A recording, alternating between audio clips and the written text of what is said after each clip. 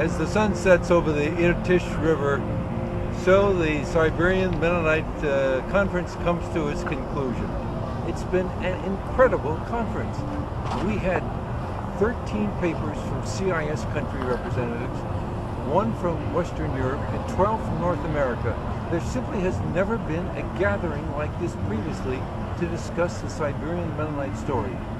In addition to the scholars, we had observers from Mennonite communities across North America, Europe, and from CIS countries. We had people who reside in these Mennonite communities nearby, both in the Omsk region and in Slavgrad, who were here to participate.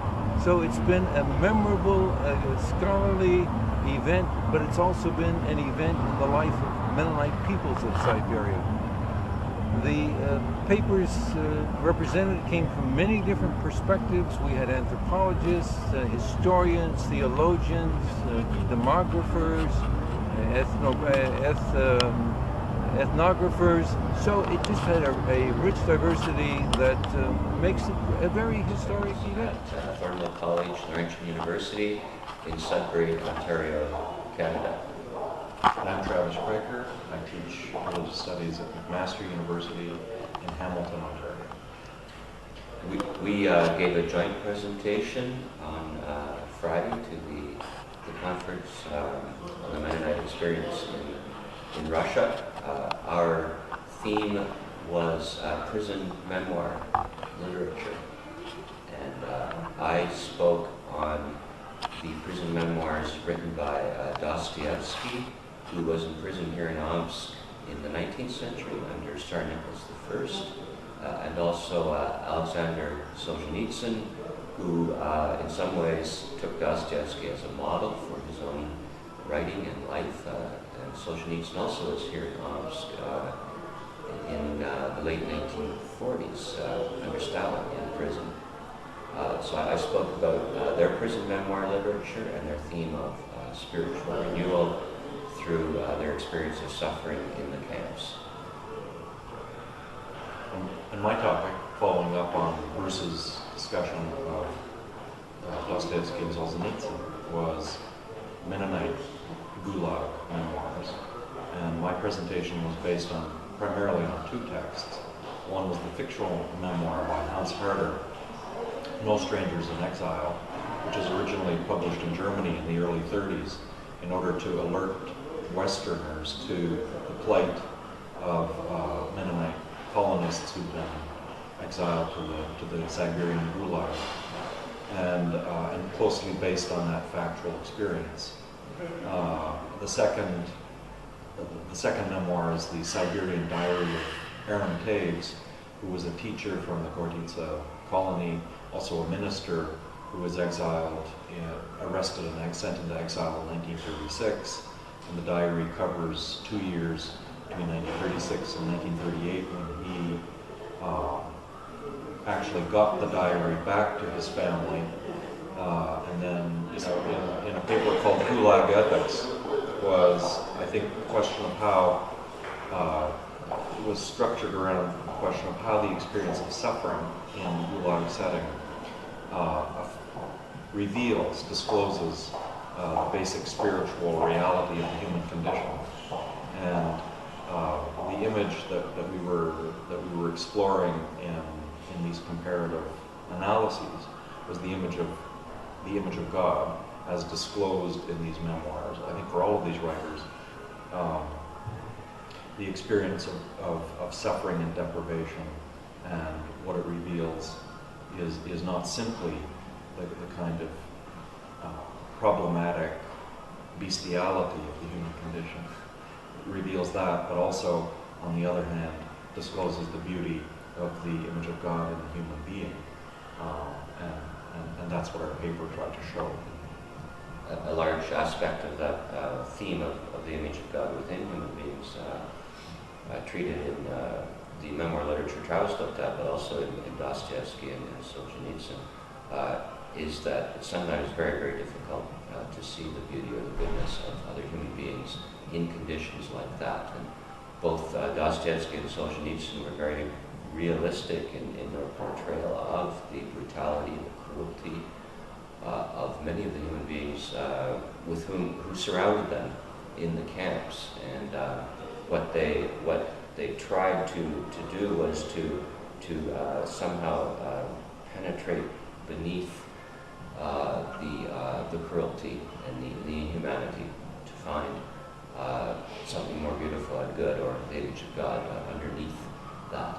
But first they had to come to terms with the reality of deplorable human behavior surrounding them in many cases. And the other thing that I think was of interest comparatively in our paper is that for Hans Harder, for example, what and it's indicated in the title of the book, No Strangers in Exile, is that the exile experience strips away certain forms of identity that sometimes get in the way of us encountering one another on a deeply human level. And his experience in the Gulag was that there is an identity beneath ethnic, cultural, religious identities conventionally understood, and that there's a deep possibility for a human meeting in that experience of suffering that's displayed in his text, so that it no longer becomes simply about Mennonite ethnicity, but about the human condition shared across these various identities in the common experience of suffering. Yeah, it's very important to note that in Solzhenitsyn, for instance, in his famous novel One Day in the Life of Ivan Denisovich, one of the most admirable characters he portrays is a Baptist who shares a bunk with the main character. So Solzhenitsyn certainly reaches across religious divisions within Christianity. Dostoevsky also refers to Baptists, to Russian Old Believers, as well as to Russian Orthodox, and also in his memoir describes the main character teaching a young Muslim from the Caucasus how to read by using the New Testament. There's a very touching passage when the young Muslim expresses his deep admiration for Jesus that he's learned from his lessons in reading the New Testament. So Dostoevsky also is concerned with reaching across ethnic and religious lines to find the more deeply human within. Okay. Striking One more. yesterday in hearing some of these Mennonite ministers, I think, who survived those experiences, was just the way in which they even in the way they spoke about their lives and their experience, it was clear that they were deeply affected by the experience of exile and suffering in a way that opened them up to the shared humanity of our situation. Not close them down. There was no trace of bitterness.